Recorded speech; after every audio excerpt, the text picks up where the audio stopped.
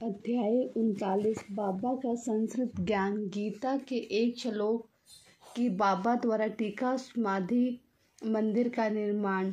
इस अध्याय में बाबा ने गीता के एक श्लोक का अर्थ समझाया है। कुछ लोगों की ऐसी धारणा थी कि बाबा को संस्कृत भाषा का ज्ञान ना था और नाना साहेब को भी उनके प्रति ऐसी ही धारणा थी। इसका खंडन हेमाडपंत ने मूल मराठी ग्रंथ 50वें अध्याय में किया है। दोनों अध्यायों का विषय एक सा होने के कारण यहाँ सम्मिलित रूप में दिए जाते हैं। प्रस्तावना। शिरडी के सौभाग्य का वर्णन कौन कर सकता है। श्री द्वारकामाई भी धन्य है जहाँ श्री साईं ने आकर निवास किया और वही समाधित हुए। शिरडी के नर नारी भी धन्य हैं जिन्हें साईं ने पधार कर अनुग्रहित किया और जिनके प्रेमवश ही दूर से चलकर वहां आए। शिरडी तो पहले एक छोटा सा गांव था, परंतु श्री साईं के संपर्क से विशेष महत्व पाकर वह एक तीर्थ क्षेत्र में परिणित हो गया। शिरडी की नारियां भी परम भाग्यशालिनी हैं जिनका उन पर असीम और अड़िंग विश्वास प्रशंसा से परे है। आठों पहर बाबा काज करते, पीसते, अनाज निकालते, गृह कार्य करते हुए उनकी कीर्ति का गुणगान किया करती थी। उनके प्रेम की उपमा ही क्या हो सकती है। वह अत्यंत मधुर गायन करती थी जिससे गायकों और श्रोतागण के मन की परम शांति मिलती थी। बाबा द्वारा टीका। किसी को स्वप्न में भी ज्ञात ना था कि बाबा संस्कृत के श्री ज्ञाता हैं। एक दिन नाना साहेब चांदको को गीता के एक श्लोक का अर्थ समझाकर उन्होंने लोगों को विस्मय में डाल दिया। इसका संक्षिप्त वर्णन सेवानिवृत्त मामलदार श्री वैदेव ने मराठी साईं लीला पत्रिका के भाग 4 में छपवाया है। इसका संक्षिप्त विवरण पुस्तक के 61वें पृष्ठ पर और 36वें पर छपा है। यह दोनों पुस्तकें श्री वैदेव नरसिंह स्वामी द्वारा रचित हैं।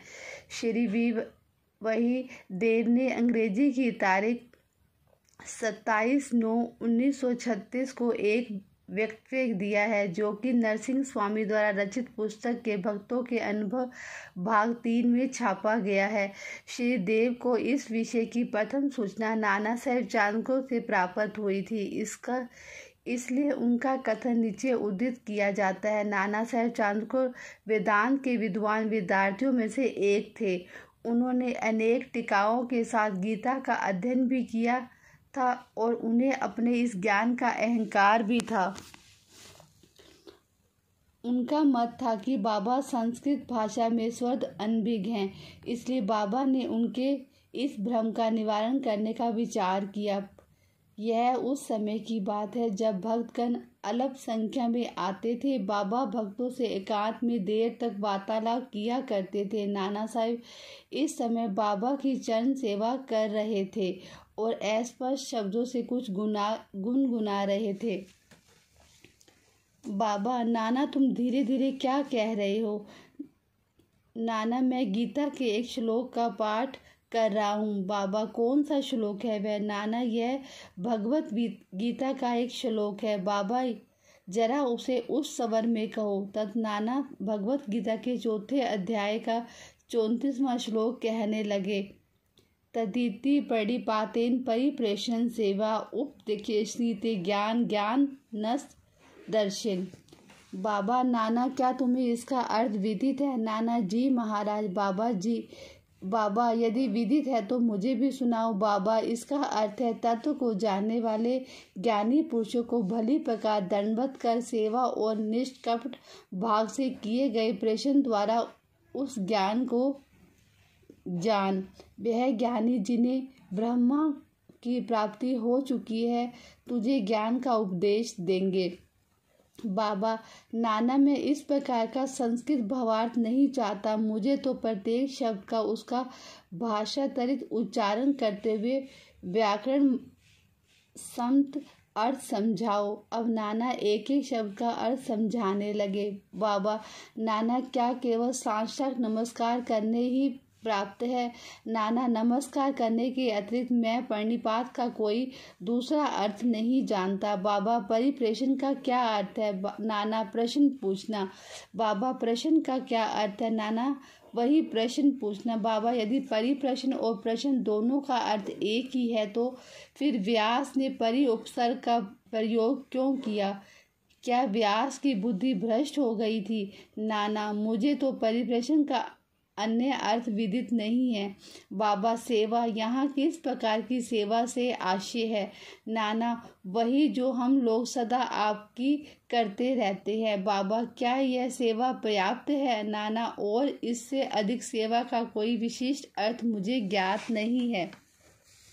नाना, दूसरी पंक्ति के उपशेखन्ति ते ज्ञानम में क्या तुम ज्ञान शब्द के स्थान पर दूसरे शब्द का प्रयोग कर इसका अर्थ कह सकते हो? नाना, जी हाँ। बाबा, कौन सा शब्द? नाना, अज्ञानम। बाबा, ज्ञान के बजाय उस शब्द को जोड़कर क्या इस श्लोक का अर्थ निकलता है? नाना, जी नहीं। शंकर भाग्य में इस प्रकार की कोई व्याख्या नहीं है। बाबा, नहीं है तो क्या हुआ? यदि अज्ञानम शब्द के प्रयोग से कोई उत्तम अर्थ निकल सकता है तो उसमें क्या आपत्ति है? नाना, मैं नहीं जानता उसमें अज्ञान शब्द का अर्थ किस प्रकार प्रयोग होगा। बाबा, कृष्ण ने अर्जुन को क्यों ज्ञानियों तथा तत्वदर्शियों को नमस्कार करने, उनसे प्रश्न पूछने और सेवा करने का उपदेश किया था? क्या स्वयं कृष्ण तत्वदर्शी नहीं थे? प्रस्तुत, स्वयं ज्ञान स्वरूप। नाना, जी हाँ, वह ज्ञान बताते, परंतु मुझे यह समझ में नहीं आता कि उन्होंने अर्जुन के अन्य ज्ञानियों के लिए क्यों कहा।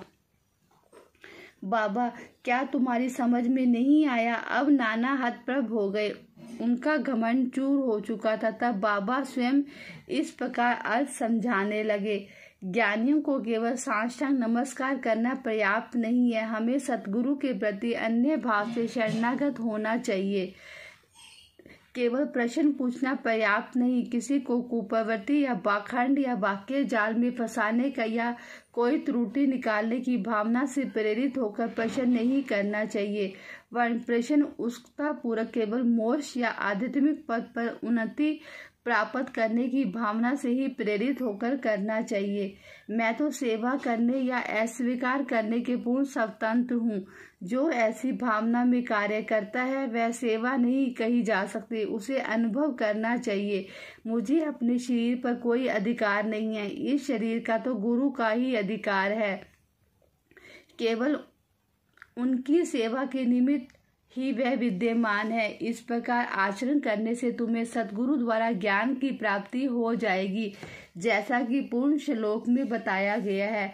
नाना को यह समझ में नहीं आ सका कि गुरु किस प्रकार अज्ञान की शिक्षा देते हैं। बाबा, ज्ञान का उपदेश कैसा है? अर्थात भविष्य में प्राप्त होने वाले आत्मानुभूति की शिक्षा। अज्ञान का नाश करना ज्ञान है। हे अर्जुन, यदि तुम्हारी निद्रा और स्वप्न भंग हो तब तुम स्वयं ही वे इसी प्रकार है। गीता के अध्याय 5:16 के आगे टीका में लिखा है, क्या ज्ञान में अज्ञान नष्ट करने के अतिरिक्त कोई और भेद भी है?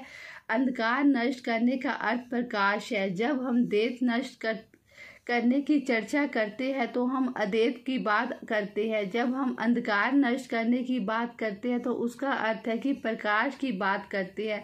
यदि हम अद्वैत की स्थिति का अनुभव करना चाहते हैं तो हमें द्वैत को भावना नष्ट करनी चाहिए। यदि अद्वैत स्थिति प्राप्त होने का लक्षण है तो द्वैत में रहकर अद्वैत की चर्चा कौन कर सकता है? जब तक कैसी स्थिति प्राप्त ना हो तब तक क्या उसका कोई अनुभव कर सकता है? शिष्य श्री सतगुरु के समान ही ज्ञान की मूर्ति है।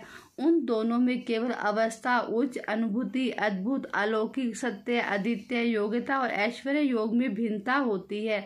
सतगुरु निर्गुण निराकार सच्चिदानंद है। वस्तुत वह केवल मनुष्य जाति और विश्व के कल्याण के निमित्त स्वेच्छा पूर्वक मानव शरीर धारण करते हैं, परंतु नर देह धारण करने पर भी उनकी सत्ता की अनंतता में कोई बाधा उपस्थित नहीं होती। उसकी आत्मबुद्धि, लाभ, दैविक शक्ति और ज्ञान सदा एक से रहते हैं। शिष्य का भी यथार्थ में यही स्वरूप है, परंतु अनगिनत जन्मों के कारण उसे अज्ञान उत्पन्न हो जाता है और उसी के वशीभूत होकर उसे भ्रम हो जाता है तथा अपने शुद्ध चेतने स्वरूप को विस्मृति हो जाती है। गीता का अध्याय देखो, अज्ञानावृत ज्ञान तेने मोहंती जंतव। जैसा कि हम वहाँ बताया गया है कि उसे भ्रम हो जाता है कि मैं जीव हूँ, मैं एक प्राणी हूँ, दुर्लभ और असहाय हूँ। गुरु इस अज्ञान रूपी जड़ को काटकर फेंक देता है और इसलिए उसे उपदेश करना पड़ता है कि ऐसे शिष्य को जो जन्म जन्मांतरों में ये धारणा करता आया है कि मैं तो जीव, दुर्लभ और असहाय हूँ। गुरु सैकड़ों जन्मों तक ऐसी शिक्षा देते हैं कि तुम ही ईश्वर हो, सर्वशक्तिमान समर्थ हो। तब कहीं जाकर उसे किंचित मात्र भस्म भास होता है कि यथार्थ में मैं ही ईश्वर हूँ। सतत भ्रम में रहने के कारण हो उसे ऐसा भास होता है कि मैं शरीर हूँ, एक जीव हूँ तथा ईश्वर और यह विश्व मुझसे एक भिन्न वस्तु है। यह तो केवल एक भ्रम मात्र है जो अनेक जन्म धारण करने के कारण उत्पन्न हो गया है। कर्मानुसार प्रत्येक प्राणी को सुख दुख की प्राप्ति होती है। इस भ्रम, इस त्रुटि और इस अज्ञान को, जड़ को नष्ट करने के लिए हमें स्वयं अपने से प्रश्न करना चाहिए कि यह अज्ञान कैसे पैदा हो गया, वह अज्ञान कहाँ है। और इस अज्ञान के नीचे लिखे उदाहरण हैं। मैं एक जीव हूँ, शरीर ही आत्मा है, ईश्वर विश्व और जीव भिन्न भिन्न तत्व है। मैं ईश्वर नहीं हूँ, शरीर आत्मा नहीं है, इसका बोध ना होना, इसका ज्ञान ना होना, ईश्वर विश्व और जीव एक ही है।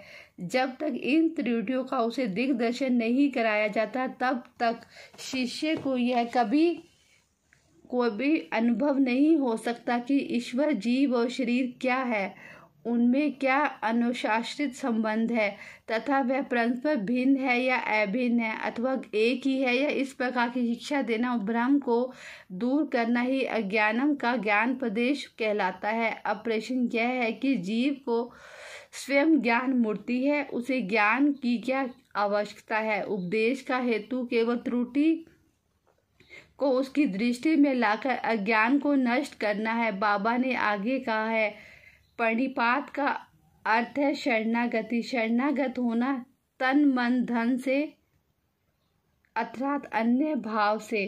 कृष्ण और ज्ञानियों को क्या संकेत करते हैं। सद्भगत के लिए प्रत्येक तत्व वासुदेव है और गुरु शिष्य को वासुदेव मानता है और कृष्ण इन दोनों को अपने प्राण और आत्मा, चूँकि श्री कृष्ण को विदित था कि ऐसे अनेक भक्त और गुरु विद्यमान है, इसलिए उनका महत्व बढ़ाने के लिए श्री कृष्ण ने अर्जुन से ऐसा उल्लेख किया।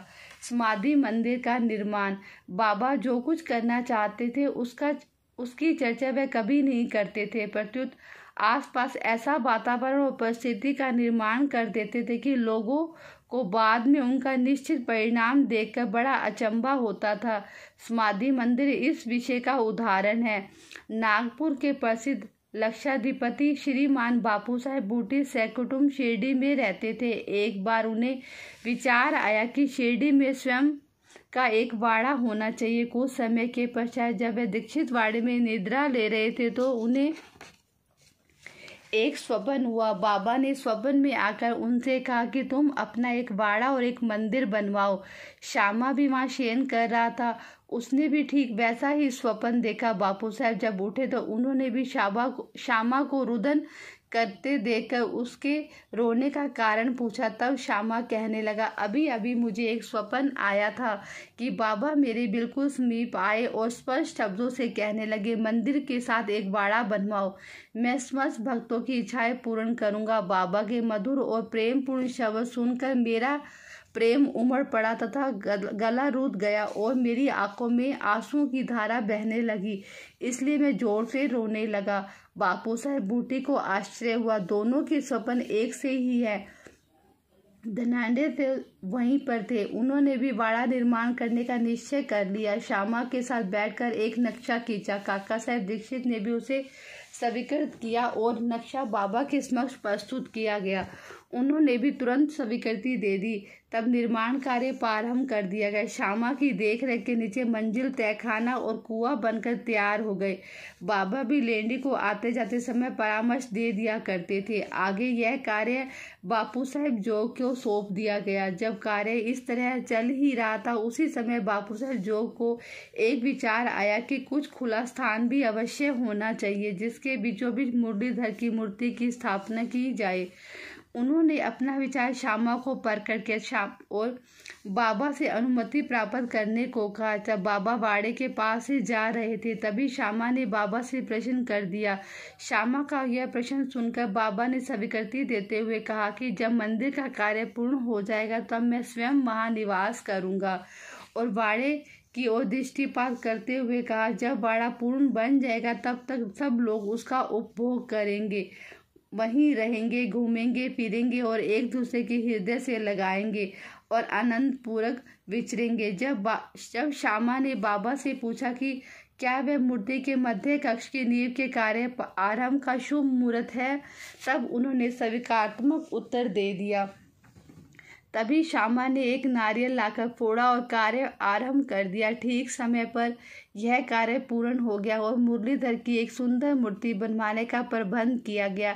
अभी उसका निर्माण कार्य प्रारंभ भी ना हो पाया था कि एक नवीन घटना घटित हो गई। बाबा की स्थिति चिंताजनक हो गई और ऐसा दिखने लगा कि वह अब देह त्याग देंगे। बापू साहब बहुत उदास और निराश से हो गए। उन्होंने सोचा कि यदि बाबा चले गए तो बाड़ा उनके पवित्र चरण स्पर्श से वंचित रह जाएगा और मेरा सब रुपया व्यर्थ हो जाएगा। परंतु अंतिम समय बाबा के श्रीमुख से निकले हुए वचनों ने मुझे बाड़े में ही रखना केवल बूटी साहब को ही सांत्वना नहीं पहुंचाई, वरन अन्य लोगों को भी शांति प्रदान की। कुछ समय के पश्चात बाबा का पवित्र श्री मुरलीधर की मूर्ति के स्थान पर रख दिया गया। बाबा स्वयं मुरलीधर बन गए और बाड़ा साईं बाबा समाधि मंदिर। उनकी अगाध लीलाओं की ताहा कोई ना पा सका। श्री बापू साहब बूटी धन्य है जिनके बाड़े में बाबा का दिव्य और पवित्र पार्थिव शरीर अब विश्राम कर रहा है। श्री सतगुरु साईनाथ परम भक्तों शुभ भक्तों, ओम साई राम।